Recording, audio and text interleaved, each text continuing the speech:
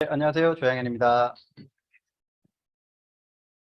네, 이 자리에 처음 오신 분들 아까 표정 보니까 되게 낯설어 하시고 어색해 하시고 어쩔 줄 몰라 하시고, 근데 그게 작은 변화도 사람이 사실 좀 이렇게, 아, 그 작은 변화를 하는 것도 힘들죠. 저는 오늘 오랜만에 넥타이를 맸는데 아주 힘들어 죽겠어요, 지금. 예, 그래도 오늘 이제 첫 시간이고, 처음 뵙는 분들한테 조금이라도 잘 보이고 싶어서 넥타이를 맸는데 아주 미칠 것 같아요. 그러니까, 음. 근데 어쨌든 그런 작은 뭔가 다름을 시도하는 것도 만만치 않다. 그런 생각을 오늘 해봤습니다. 저는 아메이 사업을 지금은 아메이 사업만 전업으로 하고 있고요. 그 전에 저도 뭔가 직업이 있었겠죠. 아메이 사업 하기 전에 저는 그 IT 관련되는 그 개인 사업을 했었어요. 개인 사업을 했던 이유 딱 하나, 좀 일찍 그 돈으로부터 자유롭고 싶었어요. 그래서 요즘 말하는 소위 파이어족, 재정적으로 빨리 독립하고 일로부터 빨리 은퇴해서 자기 하고 싶은 거 하면서 사는 거. 그래서 그게 그냥 그 대학교 다닐 때부터 막연한 제 인생의 전체적인 목표여서, 어떻게 그러면 그렇게 살려면 어떻게 해야 될까를 또 그때 고민을 했었겠죠. 그러니까 결국은 이제 사업을 해야 되겠다는 생각을 했었어요. 근데 뭐 제가 가난한 집에서 태어나서 뭐 특별히 남보다 능력이 뛰어난 것도 아닌데, 그러니까 뭐 대학 졸업하고 바로 사업을 할 수는 없었고, 그래서 사업을 하기 좋은, 그래도 그런 걸 좀 찾아서 그 회사를 들어갔고, 그 직장 생활 2년 딱 하고 일찍 사업 시작했어요. 20대 때 제 개인 사업을 시작했으니까 좀 일찍 시작한 편이죠. 그래서 어쨌든 제가 사업을 시작했던 이유는, 그렇게 해야지 돈을 많이 벌 것 같고, 그 돈을 많이 벌면 재정적으로 독립이 될 것 같아서 그렇게 했는데, 사실 제 컴퓨터 사업, IT 사업으로는 그걸 이루지 못하고 있다가 이제 아메이 사업을 대학교 친구로부터 우연히 듣게 됐고요. 몇 번 저도 뭐 이렇게 거절을 했었죠, 당연히. 근데 나중에 제대로 알고 나서는, 이 일이 어쩌면 내가 원하는, 그러니까 재정적으로 좀 자유롭게 살 수 있는 그런 일이 될 수도 있겠다라는 작은 가능성 하나 보고 그냥 시작했어요. 근데 그게 이제 시간이 지나서 제가 정말 인생에 이렇게 그 시간대별로 나름 이제 스케줄링을 좀 해보잖아요. 40대 중반에 자유롭고 싶었거든요. 45세. 왜 그러냐면, 사회생활 시작하고 한 20년 지나면 그게 가능하지 않을까? 이렇게 생각을 했었는데, 어쨌든 제 컴퓨터 사업에서는 그걸 이루지 못했는데, 아메이 사업을 통해서, 그 무렵부터 정말 제가 이제 다른 일 안 하고 아메이에서 나오는, 약간 지금 이제 설명을 좀 드리겠지만, 그 자산, 권리, 인쇄소득 같은 그 것 때문에 좀 이제 다른 제 친구들 뭐 또래 이런 사람들과는 다른 지금 시간을 잘 보내고 있습니다. 그래서 그런 내용들을 좀 섞어서 말씀을 좀 드릴 거고요. 제목이 이제 나의 미래를 위한 수업이잖아요. 그래서 뭐 공부 진짜 나 뭐 별로 하고 싶지도 않고 그런 거 잘 안 맞고 뭐 이러는데, 예전에는 뭘 좀 더 나아지기 위해서 공부를 한다 이렇게 표현도 많이 했었어요. 지금도 그게 유효하고요. 근데 지금은 그냥 생존을 위해서라도 계속 끊임없이 공부를 해야 되는 시대다 이렇게 돼 있거든요. 그래서 내 미래를 공부를 안 하고는 지금 남들처럼 살기가 힘든 시대에 우리는 이제 어떻게 보면 그렇게 살고 있어요. 그래서 미래 수업이다 이렇게 해서, 저희가 이제 저희 원 팀에서 가지고 있는 이제 시스템 중에 하나, 이제 미라클 1, 2, 3인데요. 미라클이라는 건 기적이잖아요. 그 기적은 정말 내 삶 속에서 기적 잘 일어나나 이렇게 생각하면 이게 잘 안 일어난단 말이죠. 근데 그걸 바라긴 해요. 기적하고 행운하고는 좀 뭐가 다를까요? 둘 다 뭔가 불현듯 오는 느낌은 드는데, 기적은요, 이거 한자로 이렇게 찾아보면 이렇게 써요. 이게 약간 기할 기, 뭐 기특할 기자에 저 뒤에가 적자가 발자취 적자예요. 그러니까 이 뭔가 그 내가 스스로 찾아서 뭔가를 어, 간절함을 담는다 이런 의미라고 보는 거죠. 기적은. 행운은 그냥 가만히 있다가 뚝 떨어지는 것 같고, 기적은 내가 간절함을 바탕으로 해서 계속 뭔가 그 발자취가 남겨지면 거기에서 일어나는 게 기적이다 이렇게 해석을 할 수도 있죠. 그건 해석하기 나름이니까. 그래서 왜 미라클이라고 저희가 시스템 이름을 정했냐고 하면 그런 거죠. 뭔가 내가 스스로 그냥 가만히 바라고만 있는 것이 아니라 뭔가 이제 찾는다는 거죠. 노력도 하고, 그래서 그걸 향해서 내가 발걸음도 좀 옮기고, 뭐 이런 과정을 통해서 내 삶 속에서 기적을 한번 좀 꿈꿔보자 이런 의미라고 생각을 하시면 될 것 같고, 저는 아메이 사업을 통해서 제 삶에 제가 원하던 기적을 사실 좀 이룬 거다라고 생각을 하거든요. 너무 그게 감사하고, 제 주변에 또 이렇게 아메이 사업을 통해서 그 기적 같은 삶을 사는, 뭐 저보다 훨씬 더 기적 같은 삶을 사는 많은 분들이 있어서, 그게 또 저에게는 또 하나의 확실한 또 아메이 사업을 하는 이유가 되기도 합니다. 그런 내용들을 가지고 한번 좀 앞으로 어, 어, 이 과정을 시작해 보도록 하겠습니다. 워크북 처음 펴면요, 미라클이 시작된다 이렇게 돼 있어요. 내 삶 속에서 내가 뭔가 바라는 일들이 기적처럼 이렇게 나에게 올 거라는 기대를 갖는 것만으로도 삶의 에너지가 달라지는 거는 분명히 있죠. 그래서 그런 부분들이 내가 그냥 하루하루를 그냥 보냈을 때보다 뭔가 아까 간절함을 담아서 내가 찾아다니고 발걸음을 옮기기 시작했을 때 뭔가 시작이 된다. 그건 굉장히 희망적인 거죠. 사실 희망이 엄청 큰 무기고 에너지다. 이거는 많은 곳에서 우리가 이미 익히 잘 알고 있고요. 그래서 1, 2, 3이라고 했는데 저 위에는 그냥 아무거나 이렇게 쓰셔도 될 것 같아요. 근데 내가 내 삶 속에서 뭔가 변화를 주기 위해서 뭘 해야 될까? 저는 그냥 개인적으로 이런 곳에 와서 처음으로 내가 뭔가 좀 바뀌어야지, 변해야지 이런 생각을 하잖아요. 그러면 변하려고 하면 뭐가 필요로 하지? 그런 것들 한 3가지 정도 이렇게 정리해 봤고요. 그리고 내 삶 속에서 이루고 싶은 것, 꿈 같은 것도 좋고요. 이런 것들 한 3가지 정도. 그건 각자 적어요. 저는 예를 들자면 저는 이렇게 적어 놓고 그 3가지를 미라클 과정이 끝날 때까지 이렇게 한번 이제 정의해 보는 거죠. 그래서 그런 걸 가지고 있는 거, 변하고 싶은 거 3가지를 정의해 놓고 사는 사람과 이루고 싶은 거, 꿈을 3가지 정의해 놓고 그걸 계속 이렇게 눈으로 보면서 사는 사람과 그냥 막연히 사는 사람과는 이건 삶의 결과가 분명히 차이가 나요. 그거는 뭐 분명한 사실이니까. 그래서 그 부분들을 미라클 과정을 통해서 정의만 내려도 굉장히 좋을 거다라는 생각이 좀 들고요. 그래서 오늘 첫 번째 시간은 이제 이 미라클 과정이 도대체 뭐냐, 그리고 시스템은 또 뭐냐 이런 거죠. 그러니까 내가 시스템이 필요한 이유에 대해서 좀 알고 가셨으면 좋겠다. 그래서 오늘 낯선 이곳에 왔는데 오늘 뭐 여러 가지 마음 갖고 오셨을 거예요. 기대감을 가지고 설레이는 마음으로 오신 분도 있고 아침까지 막 갈등하고 고민하다가 그냥 뭐 차가 앞에 와서 막 가자고 차 됐다 그러니까 어쩔 수 없이 지금 막 정말 속으로 막 욕하면서 온 분들도 분명히 있을 거예요.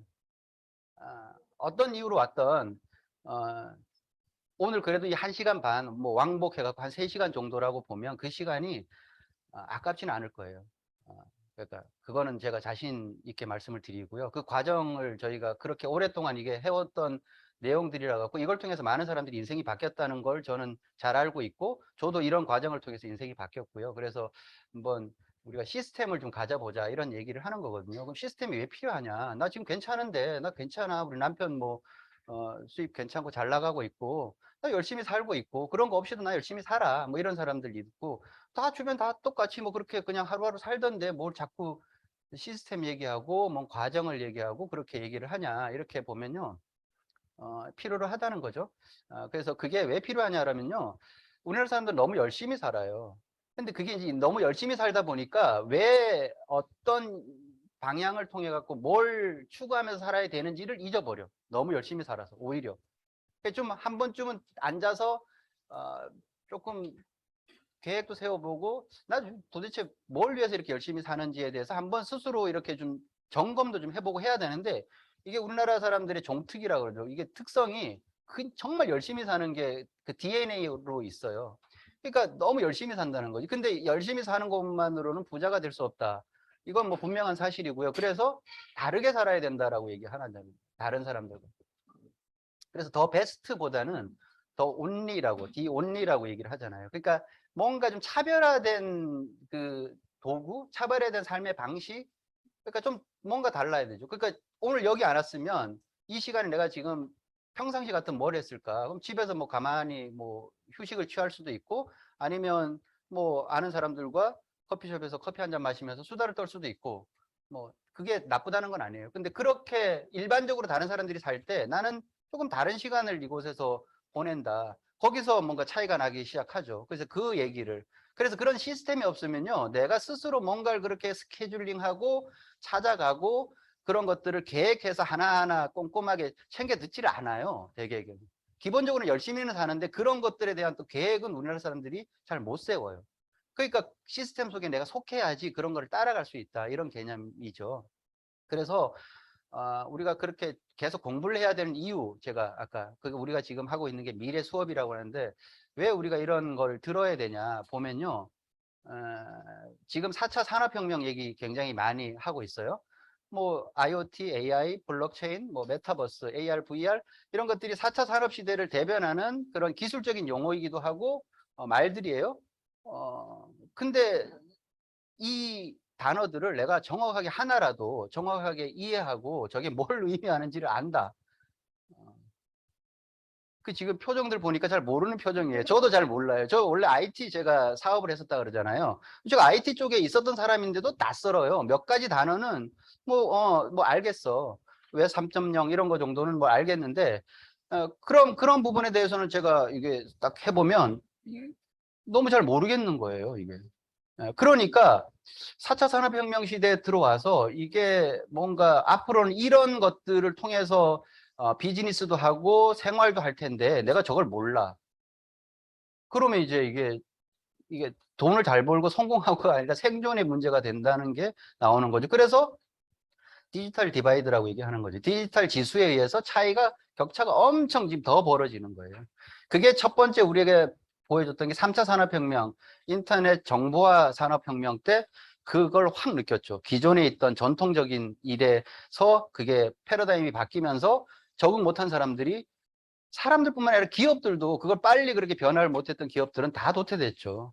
그러니까 지금 뭐 옛날 기업들 중에서 뭐 재계순위 30위권 보면요. 그때 기존에 있던 기업들 중에서 한 20개는 바뀌었어요. 그러니까 그래서 이렇게 바뀌고 있는 걸 내가 못 따라가는 거죠. 그러니까 여기 보면 이렇게 커브가 올라가기 시작한다는 건 뭔가 변화가 빨리 일어나고 있다. 이게 혁명이라는 건 짧은 시간 안에 빠른 어떤 변화가 일어나는 걸 혁명이라고도 얘기를 하잖아요. 그래서 올라가고 있었는데 이것도 사실 못 따라가고 있었거든요. 이런 말 우리 모르잖아요. 근데 문제는 코로나가 저걸 확 앞당겼다고 얘기하죠. 최소 5년, 많게는 10년을 앞당겼다는 거죠. 지금 저희가 이렇게 뭐 줌 미팅 같은 것들 지금 겸용을 하는데 저희도 실제 코로나가 오지 않았으면 이런 거 시도조차 안 했을 거예요. 계속 그냥 오프라인으로 같이 모여야지만 뭔가 미팅이 되고 시스템이 작동을 하는 걸 했을 텐데 이제 이렇게 되는 거죠. 그러니까 이렇게 뭔가 변하는 것에 대한 준비, 내가 개인적으로 그걸 따라갈 수 있겠냐 이렇게 보면요 이게 만만치 않은 일이에요. 그래서 뭔가에 자꾸 속하고 연결돼야 되는 이유가 이런 차이를 극복하기 위해서 혼자서는 그걸 못 따라가니까. 그래서 산업혁명 조금 살펴보면 뭐 1차, 2차, 3차, 4차까지 왔대요. 그러니까 뭐 4차까지 왔는지 잘 모르는데 4차까지 왔대요. 어쨌든 산업혁명이. 그러면 그러니까 이거죠.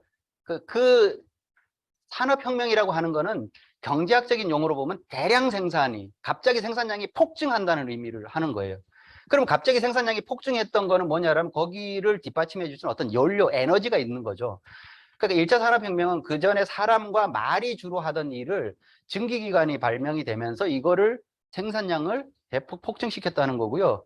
2차 산업혁명은 전기를 통해서 기계가 막 발전된 거고 3차는 컴퓨터의 계산력이죠. 이게 막 사람이 계산하고 뭐 주산 학원 뭐 이런 데서 배우던 거 수준을 넘어서는 어마어마한 연산력이 나오면서 생산량을 대폭 확 올린 거죠. 그러니까 이 능률이 엄청 올랐고 그것과 더불어서 그런 컴퓨터가 혼자 있을 때도 위력이 빵빵했는데 그게 인터넷으로 전 세계가 연결이 되면서 혁명이 확 일어난 거죠. 생산량이 폭증을 했던 거.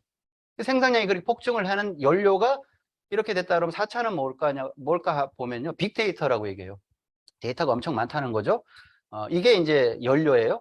그러면 이 빅데이터가 얼마나 데이터가 많냐, 그러니까 데이터와 빅데이터는 뭐가 다를까? 뭐 이렇게도 얘기를 해요.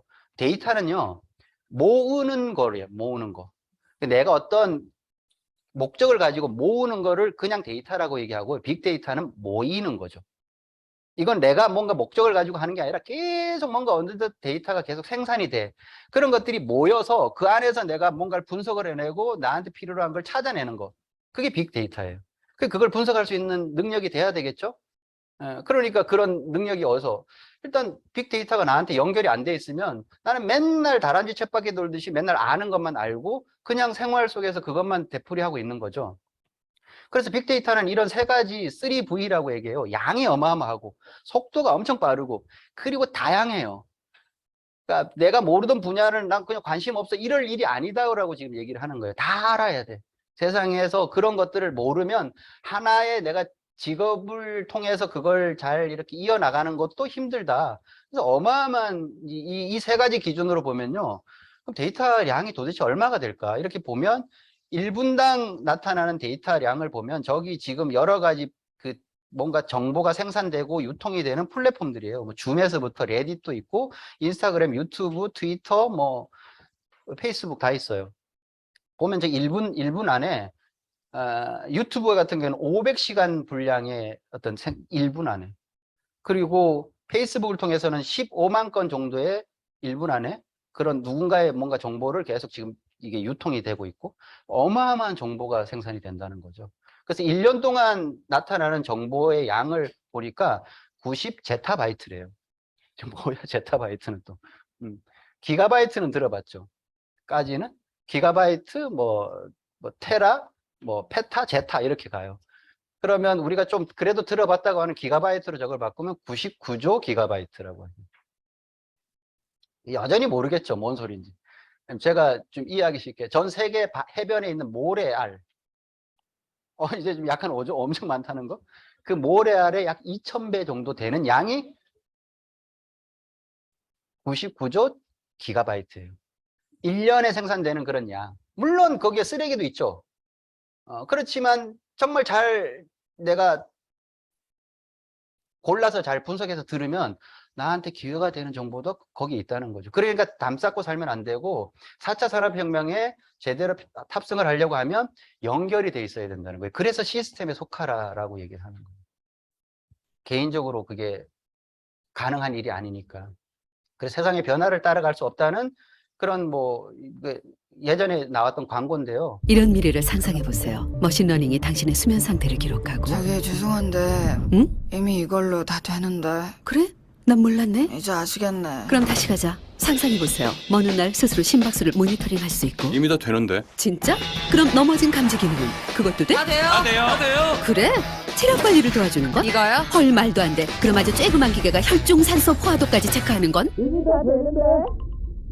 그거 참 재밌네. 한 4년 전에 나왔던 애플 광고예요. 그러니까 이것도 이미 사실 옛날 스타일이죠.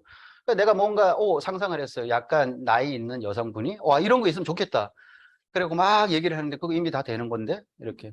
그러니까 내가 상상하는 것보다 세상은 빨리 발전하고 있다 이거예요. 그러니까 따라갈 수가 있겠어요, 개인이? 그러니까 근데 내가 뭐 세상 거 담 쌓고 살 수는 없잖아요. 그 저기 뭐 우리 자연인도 아니고 산속에 들어가서 혼자 사는 사람도 아니고 어쨌든 이곳에서 뭔가 내가 생활을 영위하려고 하면 남들보다 앞서가지는 않더라도 뭔가 뒤처지지 않기 위해서라도 최소한 뭔가를 계속 공부를 해야 된다는 거죠. 그래서 이런 자리가 필요로 하다는 거라고 이제 말씀을 드리는 거죠. 그래서 어떻게 살 것인가는 예전에는 약간 좀 철학적인 문제였죠. 어떻게 살까? 뭐 나는. 그런데 지금은 현실의 문제가 돼버린 거고요. 그래서 왜 그러냐면 변화가 너무 빨라요. 위기가 계속 뭐 예전 주기보다 더 빠르게 지금 위기가 계속 오고 있고 100세 시대는 옛날 얘기가 돼 버렸고 이제는 120세 세대라는 거를 자연스럽게 이제 이렇게 얘기를 하게 됐고 그러면서 이제 각자 도생의 시대라는 거죠. 누가 누구를 부모가 자식을 책임지고 그래서 자식이 나중에 부모의 노후를 책임지고 이러는 시대가 아니에요. 지금 4대가 같이 사는 시대까지 됐고 왜 120세 시대가 되니까. 근데 누가 누구를 케어하고 뭘 해요. 각자 그냥 사는 거예요. 그러니까 더 냉정하게 보면 가족 지금 구성원 중에서도 그러니까 부부끼리도 각자 도생. 그러니까 남편의 어떤 그걸 경제력을 의지한다는 거 이런 것도 옛날 마인드라는 거죠.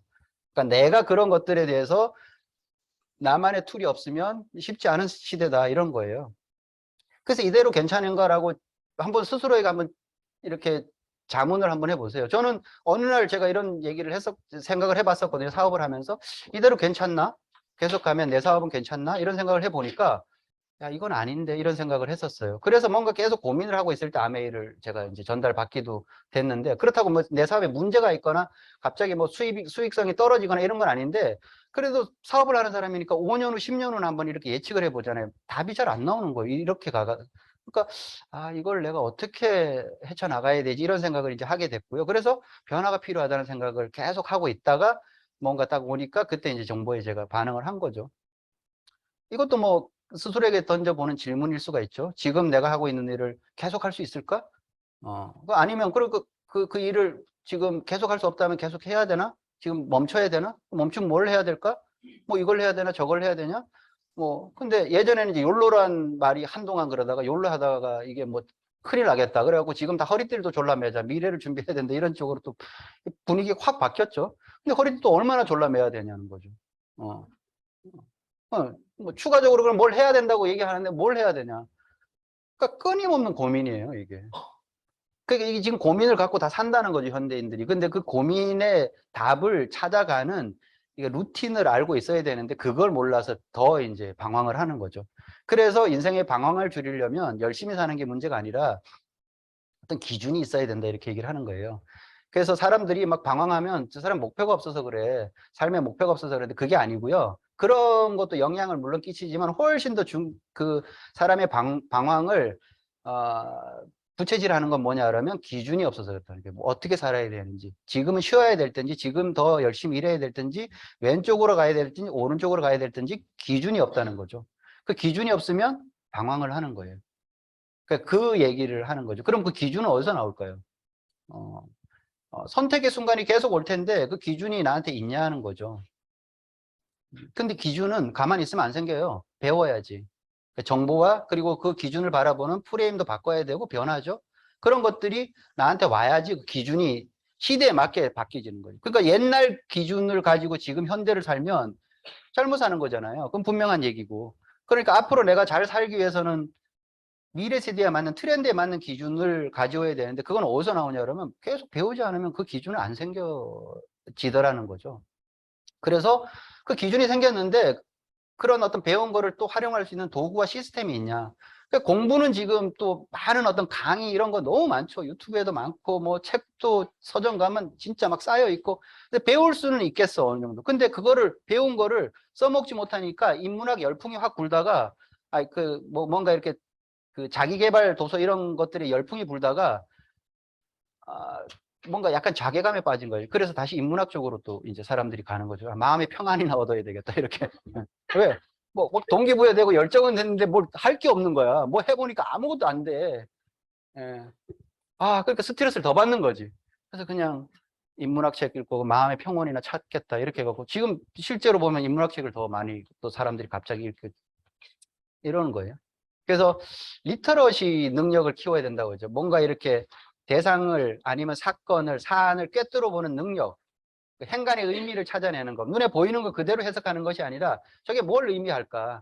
그 리터러시라는 걸 미디어 리터러시라고 해서 그러니까 방송이나 이런 쪽에 많이 그러니까 나오는 뉴스를 그대로 보면 안 된다고 얘기를 하는 거잖아요. 뭔가 뉴스가 떴어.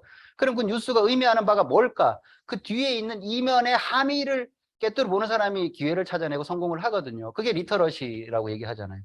그러니까 그 리터러시 능력을 키우기 위해서 내가 뭔가 공부를 또 해야 된다는 거죠. 많은 사람들은 부자와 가난한 사람의 차이가 그저 돈의 양이라고 생각합니다. 하지만 이 생각은 틀렸는데요. 이 둘을 나누는 가장 큰 차이는 사고방식입니다. 돈이 많고 적고의 차이는 그들이 가진 사고방식이 낳은 결과일 뿐입니다. 가난한 사람이 가난한 이유는 간단합니다. 가난한 사람들은 자신들의 사고방식을 바꾸지 않으면 어떤 것을 하던 가난하게 살 것이라는 점을 인지하지 못합니다. 평생 짐과 빚을 안고 살아갈 수밖에 없죠. 가난은 우리의 삶을 비참하게 만들 수 있습니다. 가난한 사람의 사고방식은 정말 최악 중의 최악인데요. 오해하지 마세요. 가난한 사람들이 나쁜 사람이다 라고 말하는 게 아닙니다. 하지만 그들을 가난하게 만든 그 사고방식을 저는 아주 싫어합니다. 가난한 사람들은 항상 기다립니다. 가장 일하기 힘든 사람은 누구입니까? 라고 물었을 때 알리바바 마윈 회장은 이렇게 말했습니다. 가장 일하기 힘든 사람은 가난한 사람들이다. 공짜로 무언가를 주려고 하면 그들은 함정이라고 할 것이다. 작은 비즈니스에 대해서 이야기하면 돈을 별로 못 번다고 하고 큰 비즈니스에 대해서 이야기하면 돈이 없다고 한다. 새로운 것을 시도하자고 하면 경험이 없다고 하고, 전통적인 방식을 시도해보자고 하면 경쟁이 많아서 어렵다고 하고, 새로운 비즈니스 모델이라고 하면 다단계라고 하고, 상점을 하나 같이 운영하자고 하면 24시간 내내 일을 해야 하기 때문에 자유가 없다고 하고, 새로운 사업을 시작하자고 하면 전문가가 없다고 합니다. 그들에게는 공통점이 있습니다. 구글에게 물어보길 좋아하고, 희망이 없는 친구들에게 의견을 듣는 것을 좋아하고, 대학교 교수보다 더 많은 생각을 하지만 장님보다 더 적은 일을 하죠. 그들에게 한번 물어보세요. 더 나은 삶을 위해 무엇을 할 수 있는지. 명확한 답을 내지 못할 것입니다. 가난한 사람들은 공통적인 한 가지 행동 때문에 실패합니다. 그들의 인생은 기다리다가 끝납니다. 사업을 시작하기에 모든 게 완벽하게 갖춰진 타이밍을 기다리고, 공부를 시작하기에 알맞은 시간을 기다리고, 아이디어가 있어도 바보 같다는 소리를 들을까봐 무서워서 기다립니다. 무언가를 시작하기에 너무 늦었다며 그저 늙어 죽기를 기다리죠. 그렇게 기다려서 언젠가 어떤 억만장자가 기다려줘서 고맙다고 다가와서 돈을 주고 가기를 바라죠. 그냥 기다리고만 있어서는 아무것도 바뀌지 않습니다. 가만히 앉아서 생각만 하고 있는 대신에 무언가를 그냥 해보세요. 예, 기다린다는 게 그냥 정말 좋은 때를 기다리면 정말 그것도, 그럴 수 있는데, 기다린다는 건 안 하겠다는 얘기거든요, 대개의 경우. 그러니까 내가 좀 좋은 어떤 상황이 되면 할게. 이건 안 하겠다는 얘기예요. 하기가 귀찮다는 얘기이기도 하고. 그래서 어쨌든 아까 기적을 얘기했잖아요. 발자취. 내가 뭔가 발걸음을 옮겨야지만 바뀌기 시작한다. 그래서 기회가 오면요, 사람들은 우리가 어쨌든 살면서 기회는 와요. 그게 뭐 우연히 오기도 하고 내가 노력을 위해서 맞이하기도 하고, 그리고 기회가 왔을 때 두 가지로 이렇게 나눈다 그러죠. 기분에 이렇게 대응을 하는 거죠. 와, 나도 드디어 이제 기회가 왔나 봐. 나 이제 잘 살 것 같아. 내가 그걸 해갖고 돈을 많이 벌 것 같아. 내가 부동산을 해갖고 돈을 많이 벌 것 같아. 막 기분에 이렇게 들뜨는 거죠. 또 하나 패턴은 기회가 오면, 그걸 이제 분석하는 거죠. 저게 일의 원리가 뭐고, 그걸 잘하기 위해서는 뭘 해야 되고. 그래서 기분에 입사하는 사람은 테크닉을, 야, 잘하는 방법이 뭐야? 그거 어떻게 하면 잘할 수 있어? 자꾸 이런 식으로 이제 가는 거죠. 왜? 빨리 결과를 내야 된다. 그거 하려고 하면 노하우가 뭐야? 그러니까 기술적인 측면을 더 강조를 하는데요. 기본을 따져보는 사람들에게 기준이 생겨요. 그 일에 관련된 삶의 기준도 생기지만 그 일에 접근하는 기준도 이런 기본을 이렇게 잘 찬찬히 공부하는 사람에게 생기고요. 그러면 그 일을 대하는 철학과 자세가 딱 나오죠. 그래서 기교로 이렇게 갔던 사람들은 그냥 기대만 하다 끝나.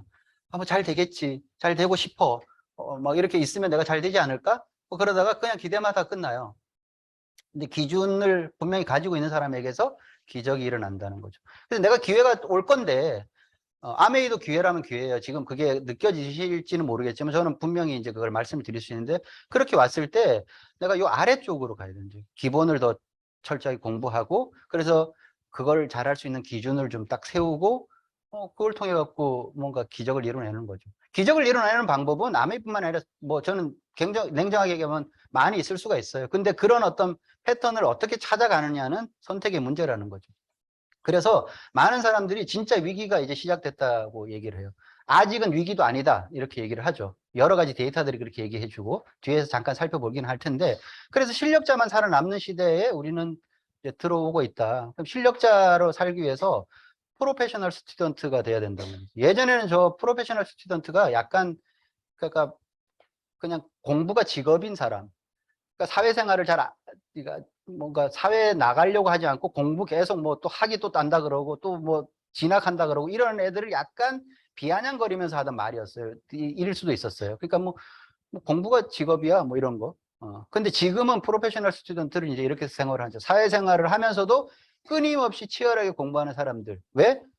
실력자들만 살아남는 시대니까. 그래서 저런 걸 통해서 각 분야에서 최신 버전으로 무장해요. 내가 그 일을 좀 해봤다고 해서 옛날에 그런 어떤 구 버전을 가지고 계속 내가 뭐 이걸 잘한다 뭐 이렇게 하는 게 아니라 최신 버전으로 무장을 해야 된다는 거고요. 그 카피가 아니라 오리지널. 무슨 얘기인가 하면 자기만의 독자적인 콘텐츠가 있어야 돼요. 우리가 뭐 이렇게 누구 거를 베꼈을 수도 있어요. 그건 뭐 가능한 얘기인데, 또 그 일에서 자기만의 오리지널을 가지고 있으면 훨씬 성공할 수 있다. 그래서 끊임없이 리스킬링, 업스킬링을 해야 된다는 거예요. 계속 새롭게 공부하고 또 업그레이드를 해야 되고, 이거는 필수예요. 그래서 기업도 스포츠팀처럼 이제 나이 경력 무시하고 오직 실력으로만 보상을 하는 거예요. 프로팀에서 나이 많다고 연봉 많이 주나요? 아니죠. 실력 많은 사람이 연봉을 제일 많이 받아가는 것처럼 기업도 그렇게 변해갈 거다, 이렇게 얘기하고, 그래서 미래의 경쟁 상대는 우리가 로봇이나 AI인 줄 알았는데 그게 아니고 미래의 경쟁 상대는 자기 자신이더라. 무슨? 변하지 않는 자기 자신. 그러니까 내가 변하지 않으면 그게 나에게 가장 큰 뭔가 경쟁자가 돼서 나를 무너뜨릴 거다, 이렇게 얘기를 하는 거죠. 그래서 어제 나와 경쟁을 하는 거고요. 그래서 우리가 이렇게 모여서 뭔가를 정보를 주고받으면 어제보다는 분명히 발전하는 거죠. 그래서 어제 나보다 나아지는 거니까 그럼 경쟁에서 이기는 거죠. 그렇게 경쟁에서 하루하루 이겨내면 기적 같은 일들이 내 삶 속에서 일어난다고 이제 얘기하는 거죠. 그래서 미라클 시스템은 뭐냐 그러면, 이게 아메이가 우리나라 들어온 지 이제 30년 지났는데요. 30년 동안 축적된 성공 노하우예요. 이게 갑자기 뭐 이렇게 하니까 성공할 것 같아요, 그리고 우리 이렇게 한번 해봅시다, 이렇게 하는 게 아니고요.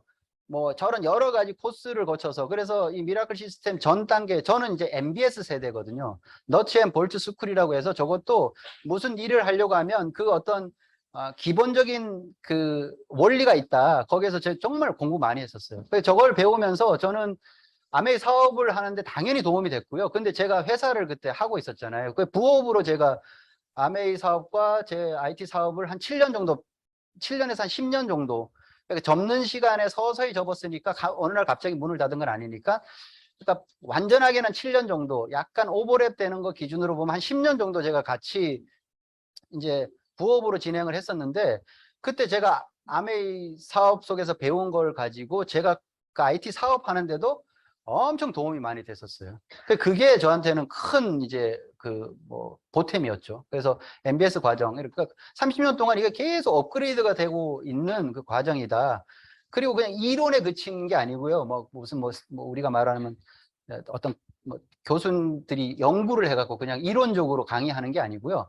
여기 올라와서 강의하는 분들은 다 이걸 통해 갖고 실질적으로 그 결과를 이뤄낸 그 성공 경험을 가지고 얘기를 하는 거예요. 그러니까 내용이 뭐 훨씬 더 이제 좀 어떻게 보면 경험을 바탕으로 하니까 와 닿죠. 그리고 수많은 성공자를 배출된 증명된 시스템이라는 거고요. 증명이 됐지만 어떤 특정인들만 할 수 있는 뭔가 능력이 되는 사람들, 뭐 예를 들자면 뭐 이게 아메이가 외국 회사니까 영어를 잘하는 사람들만 성공할 수 있는 방법이다, 이러면 여기 제가 볼 때는 한 절반 정도 나가야 될 것 같은데, 저도 여기까지 오지 못했고요. 저 영어 진짜 못하거든요. 그러니까 어쨌든 근데 뭐 영어를 하건 아니면 뭐 학벌 뭐 무슨, 그러니까 심지어는 한글을 모르던 분도 아메이 사업을 잘 하고 싶어서 한글을 스폰서한테 배워갖고 이렇게 성공한 케이스도 있을 정도로 누구나 성공이 가능한 방법이라는 거죠. 그래서 미라클 1은 오늘 지금 이런 과정인데, 사업 비전을 조금 좀 느끼시고 이거 한번 좀 해봐야 되겠다, 이런 그 느낌을 4주 지나면 그런 생각이 드실 거예요. 제가 볼 때 80% 이상은 그렇게 돼요. 그러니까 어떻게 해야 되냐면 내가 80% 안에 들어가야 되겠죠. 무슨 얘기인지 잘 아시겠죠. 그러니까 지난번 우리가 미라클 1을 했는데 거기서 한 80% 정도가 사업을 결정을 했어요. 그러니까 그렇게 되는 과정이다, 이렇게 생각하시면 되고요. 미라클 2는 그렇게 결정한 분들이 또 이제 사업가로 변화하는 과정이, 사업을 하기 위해서는 뭘 해야 되는지 그런 거 시스템에 집중을 하고요. 미라클 3는 그렇게 해서 사업자들이 조금씩 늘어나는 사람들에게 뭔가 성공자로 성장을 원하는 삶을 이끌어가는 과정이다. 그렇게 해서 미라클 1, 2, 3는 다 하면 기본적으로는 파운더스 에메랄드, 그러니까 우리가 이제 아메이 65주년 때 지중해 크루즈를 가는데 거기에 갈 수 있는, 그러니까 수입으로 보면 연수입 한 1억 정도 되는 뭐 그게 평균이라고 보는데요. 혹시 나는 좀 그렇게 되는 데까지 시간이 더 걸릴 수도 있잖아요. 1차적으로는 최소 파운더스 플래티늄이라고 해서 연수입이 5천만 원 정도까지는 그냥 가는 이 코스예요. 그러니까 그렇게 따라오시면 된다는 거고요. 미라클 1을 통해서는 오너십이 길러질 거예요. 자, 나 지금까지 그런 거 안 해봤죠. 오너십 없었다는 거죠. 그런데 이게 이제 내 사업이 생긴 거예요. 만약에 이 사업을 결정을 하시면 내 사업, 내 거, 내 일, 내가 하는데 그 결과가 다 내 거가 되는 거. 혹시 저는 그걸 못 가져보고 평생 남을 위해서 일하다가만 인생을 보내는 많은 사람들을 보거든요. 너무 안타깝죠. 왜? 그냥 회사에서는 주인 의식을 가지라고, 주인이라고 실제로는 못하니까 의식이나 가지고 열심히 내일처럼 열심히 해라 이거죠. 근데 그건 오너십이 아니잖아요. 그래서 오너십을 가질 수가 있게 되고요. 미라클2 과정을 계속하면요. 사람들이 모이면서 릴레이션십 같은 것들, 사람들을 어떻게 상대해야 하고 사람과 관계를 더 돈독하기 위해서는 어떻게 뭘 해야 되는지를 배우게 되고요. 미라클3는 이제 사람들이 모이면 그 사람들을 내가 앞에서 좀 리딩하고 뭔가 목적한 곳으로 함께 갈 수 있는 리더십이 또 생겨요. 그러면 자 보세요. 오너십, 릴레이션십, 리더십은 아메이를 하는데 꼭 필요한 어떤 역량이나 자질이 아니라 살아가는 저런 거 있으면 너무 좋죠. 우리 자녀가 저런 거 가지고 있으면 너무 좋지 않을까요? 같은 얘기예요. 그러니까 이곳에 있으면 이런 것들이 생겨요. 그러니까 살아가는데 제가 아메이에서 배운 게 내 컴퓨터 사업하는데 IT 사업하는데 너무 도움이 됐던 것과 똑같은 그 맥락이에요. 그래서 아메이 사업을 하는 분들이 자녀들에게도 잘 뭔가 좋은 메시지를 잘 주고 리딩을 잘 하죠. 그러니까 그런 차이가 삶 속에서 다 나타나는 거예요.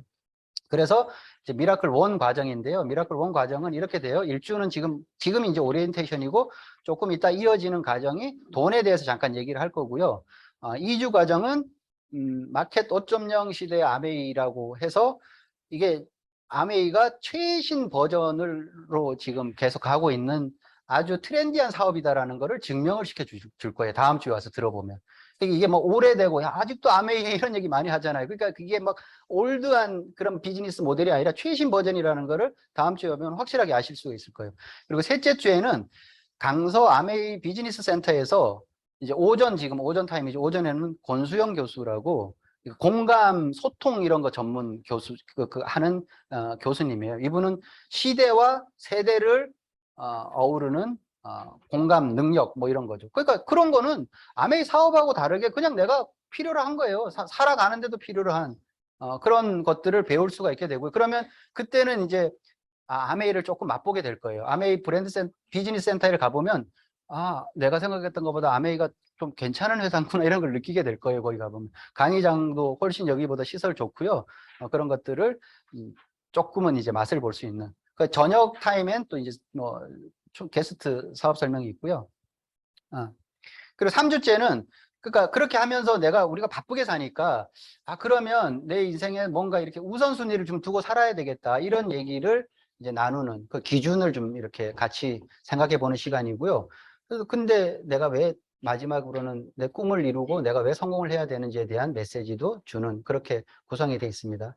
그래서 미라클 시스템은 그러니까 요리 비법 같은 거예요. 그러니까 이게 레시피가 요리에도 있잖아요. 똑같은 재료를 줘도 맛이 다르게 나오는 건 레시피에 따라서 맛이 다르다고 하는 건데 똑같은 시간을 보내도 결과가 다른 거는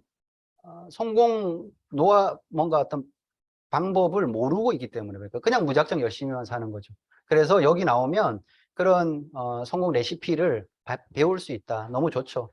그래서 그러니까 저희가 원팀인데 원팀 시스템은 많은 결과를 이렇게 이미 증명을 하죠. 그래서 그냥 평범한 가정주부가 들어가도 보석이 되고요. 직장인이 들어가도 보석이 되고 젊은 뭐 사람이 들어가도 똑같은 결과를 내고 나이가 드신 분이 들어가도 똑같이 어쨌든 성공을 한다. 이걸 저희가 증명을 해냈고요. 그 과정을 이렇게 이제 코스를 만들어 갖고 지금 풀고 있는 거예요. 그래서 자 이제 오리엔테이션 정리를 한번 해보면 시스템의 단기 목표가 있죠. 4주를 완주하시는 거예요. 그러니까 이렇게 해갖고 4주를 딱 끝까지 한번 가보자. 오늘 그래서 제 강의의 목적 그리고 제 간절한 바람은 오늘 여기 오셨던 분들이 진짜 이거 4주는 일단 한번 들어봐야 되겠다 이런 마음을 꼭 좀 담고 가셨으면 좋겠어요. 안 그러면 제가 강의를 잘 못한 거예요. 그러니까 제 얼굴을 세워주기 위해서라도 오늘 오셨던 분들은 4주는 내가 그래 뭐 저렇게까지 불쌍하게 얘기하니까 내가 4주는 한번 그래 들어줄게 뭐 이런 정도의 마음을 꼭 가지셨으면 좋겠어요. 일단 4주 완주를 해주시고요. 그래서 그냥 저렇게 가다가 저게 토끼의 명복을 빈다라고 돼 있죠. RIP 번이라고 돼 있는데 저 위에 있는 게 토끼 발자국이에요. 저쪽에서 깡총깡총 뛰어오다가 여기서 갑자기 끊어졌어요. 독수리 날개 자국이 살포시 나면서 날아간 거죠. 불쌍한 그림인데, 그러니까 우리 삶이 저렇게 뭔가 계속 이어져야지만 그 결과로 이어지는데 저렇게 딱 끊어지면 안 되는 거죠. 오늘 4주인데 이렇게 오다가 딱 끊어지지 말고 제가 이렇게 간곡하게 지금 말씀을 드리는 거예요. 얼마나 제가 지금 심적 부담을 느끼면 꼭 4주 나와주세요, 제발. 그래서 성공의 8알은 일단 출석하는 거예요. 내가 그곳에 있어야지 뭐가 일어나죠. 존재해야 된다는 거예요. 그래서 모든 성공에 통하는 말이에요. 일단 출석이다 이러는 거죠. 그리고 두 번째 목표는 뭐냐 그러면 다음 미라클 이 과정이 이제 아마도 예정은 뭐 내년 초 해가 바뀌면 그때쯤 될 텐데요. 그때 다른 사람과 함께 들어오는 거예요. 지금 미라클 지난번 기수 때 여기 들어오셨다가 사업을 결정하고 또 누군가를 지금 이곳에 초대한 분들이 계시거든요. 그분들이 지금 잘 사업적으로 결과를 내고 성장을 하는 분들이에요. 그게 뭐냐 그러면 계속 계승되고 있는 거거든요. 성공의 동사형이죠. 성공하다, succeed를 다른 말로 보면 계승하다를 말이래요. 그러니까 어떤 성공은 일시적이고 행운처럼 한 번 일어나는 이벤트적인 게 아니고 계속 이어져야지만 진짜 성공이라는 거죠. 그리고 큰 성공이고. 그러니까 우리가 이곳에 나와서 오늘 좀 괜찮았어. 이걸로 끝나면 그건 아무것도 아니고 그건 그냥 하루의 뭐 해프닝 같은 거로 끝날 수도 있어요. 근데 그게 다음 주로 일단 이어지고 내가 이곳에 또 4주 들어보니까 야 이거 괜찮네. 생각했던 것보다는 조금 그래도 뭔가 마음에 남는 게 있고 배울 게 있다. 뭐 사업을 떠나서 누군가가 다음에 한번 좀 같이 들어와서 들었으면 좋겠다라는 생각이 들면 그때 누군가를 또 같이 모시고 오고요. 그럼 그분이 그 다음에 또 누군가를 모시고 와요. 그게 성공이에요. 그게 성공하다라는 의미거든요. 그러면서 큰 성공이 만들어지는 거죠. 그런데 이제 그렇게 가는 과정에서 계속 계승이 돼야 되는데 이어져야 되는데 이어지는 것에 가장 큰 방해 걸림돌이 뭐냐라면 경험하지 않는 자들의 조언이에요. 제가 아메이 사업을 하면서 유일하게 위기라고 느끼는 그 순간이 있다고 하면 바로 이거였거든요. 막 누구한테 막 얘기를 했는데 그 사람이 거절을 했어. 물론 그때 약간 상심도 하고 실망도 하고 마음은 아팠지만 사업에 결정적인 어떤 위기가 오지는 않았었어요. 그러니까 뭐 내가 뭔가 목표를 했는데 막 열심히 그 도전을 했는데 이루지 못했어. 그러면 약간의 뭐 뭔가 좌절감도 생기긴 했지만 그런 것 때문에 이 사업 내가 하지 말아야지 이런 생각이 들지는 않았어요. 유일하게 사업을 계속 해야 되냐라고 고민을 했던 거는 바로 주변에서 아메이 사업을 해보지도 않은 사람이 또 어떤 사람은 해본 척 하면서 막 저를 말렸죠. 내가 해봤는데 내가 그때 뭐 그때는 플래티늄이라고 야 이거 완전 옛날 얘기인데 DD라고 그랬었거든요. 나 DD까지 했었잖아. 근데 그 아무것도 나중에는 결국은 다 망해 뭐 이렇게 얘기를 하는 사람도 있었고 그래서 그런 사람들이 얘기를 들으면서 결정적으로 그런데 그런 걸 얘기를 들으면서요 제가 흔들리진 않았어요. 왜? 저 사람들이 모르고 하는 얘기야 라는 걸 들었는데 결정적으로 저를 정말 심각하게 한 하루 정도 고민하게 만들었던 말은 뭐냐면 너 그거 하면 기존에 있던 인간관계 다 망가져. 저는 쥐뿔 아무것도 없어서 그래도 내가 이렇게 내세울 수 있는 건 뭐냐면 잘 살았다. 그거에 대한 증명이 주변에 사람이 많다는 거였거든요. 그러니까 아무것도 가진 게 없는 사람들이 하는 얘기래요. 지금 들어보니까는 정말 가진 게 없었나 봐요. 그래서 제가 그거 그냥 인간 관계 좋고 주변에서 조양현을 평가할 때 저 사람 괜찮아. 정말 좋은 사람이야. 라는 얘기를 듣는 게 내가 잘 살았다는 것에 대한 나름의 그냥 증거라고 생각을 하면서 살았는데 그런 사람들하고 관계가 다 망가진다잖아. 정말 심각하게 고민했죠. 내가 유일하게 그래도 이렇게 남겨놓은 그 나름의 살면서 가져온 자산이라고 하는 것들에 대한 스크래치가 날 것 같은 거죠. 거기서 진짜 심각하게 고민을 했었어요. 근데 이제 지나고 나니까 알았죠. 물론 그거는 이제 제가 어쨌든 넘어갔으니까 여기까지 왔겠죠. 결과적으로 얘기하면 제가 아메이 사업을 했다는 것 때문에 저하고 인간관계가 기존에 있던 사람이 나빠진 건 하나도 없어요. 순간적으로 잠깐 약간의 뭐 이런 소원해지는 거, 묘한 거 이런 거는 좀 있었죠. 기간 좀 얼마 가지 않았었고요. 어쨌든 그 인간관계가 당연히 잘 유지된 건 사실이고 훨씬 더 좋은 건 뭐냐라면 아메이 사업을 통해서 정말 더 좋은 사람들을 어마어마하게 많이 알게 됐다는 거는 제가 아메이 사업을 하길 너무 잘했다는 이유의 첫 번째 아마 꼽히는 일일 거라고 저는 생각이 되거든요. 그러니까 어쨌든 경험하지 않은 자들이 계속 옆에서 뭔가를 이제 얘기를 할 거예요. 거기에 흔들리시면 안 된다는 거고요. 결국은 아메이는 아니면 새로운 일은 하느냐 안 하느냐의 문제가 아니고요. 언제 하느냐의 문제가 결국은 돼요. 언제 하느냐의 문제가 된다고 저는 봐요. 그러니까 기왕 할 거면 빨리 하는 거죠. 그게 평범한 사람들이 남들과 경쟁해서 이길 수 있는 첫 번째 지름길 방법 중에 하나가 남들보다 빨리 시작하는 거예요. 저는 그랬어요. 그러니까 제가 능력이 없고 모두 아니라고 했죠. 그런데 사업도 남들보다 일찍 시작했다고 얘기했죠. 왜? 뭔가 잘 좀 준비해서 해야지. 그러면 늦게 시작할 거니까. 기왕 어차피 나 사업할 거잖아. 그러니까 직장생활 2년 짧게 하고 20대 때 그냥 사업하는 거야. 준비도 별로 안 됐지만. 그렇게 했고요. 뭔가를 내가 고민하고 있다면 누구보다 조금 빨리 출발하는 게 가장 확실한 경쟁에서 이기는 방법 중에 하나인 거죠. 그런데 이제 자신감 별로 없다고 얘기해요. 근데 처음부터 잘할 수는 없어요. 그러니까 지금 시작하고 나중에 완벽해져라. 이 말이 아메이 사업에 너무 잘 어울리는 말이고요. 모든 것에서 다 통하는 얘기예요. 그래서 뭐 탁월한 작품은 만들면서 알게 되는 거고, 피카소도 그림을 그리면서 명작이 나온다는 거고, 시도 좋은 시도 쓰기 시작하면서 뭐 아름다운 시가 완성이 되는 거고요. 특히 비즈니스는 더 그래요. 처음부터 비전을 확신을 가지고 사업을 했냐? 그런 사람 별로 없어요. 그냥 그 어떤 가능성 하나 믿고 그 아이디어를 갖고, 스타트업이라는 정신이 다 그런 거거든요. 그 가능성을 믿고 그냥 한번 집중을 하고 거기에 한 거. 모든 것이 완벽해진 상태에서 시작하는 비즈니스는 성공을 절대 못해요. 왜? 때를 이미 놓쳤기 때문에. 그 일은 나에게 더 이상 그 어떤 경쟁력이 있는 아이템이 아니다라는 거죠. 그래서 모든 사업가들은 얘기를 해요. 비전은 만들어가는 거다. 그 아메이 비즈니스 지금 뭔가 자신 없고 그러지만 일단 시작을 한번 해보면요. 그게 비전이 만들어가면서 커지는 거죠.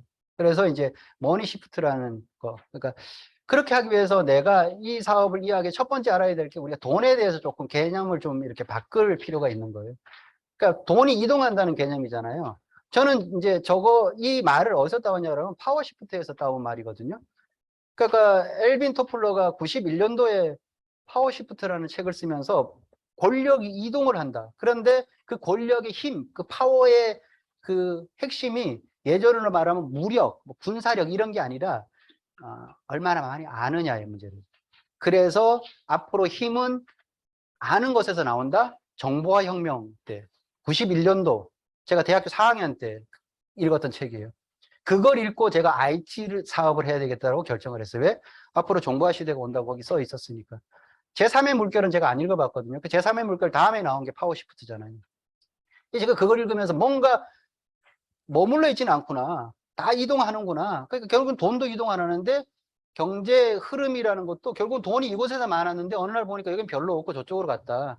그게 뭐 누가 내 취지를 옮겼냐 이런 것에서 주는 메시지하고 똑같은 거예요, 어차피. 근데 돈은 이동을 하더라. 그럼 돈이 어디로 갔냐를 한번 살펴보는 거죠.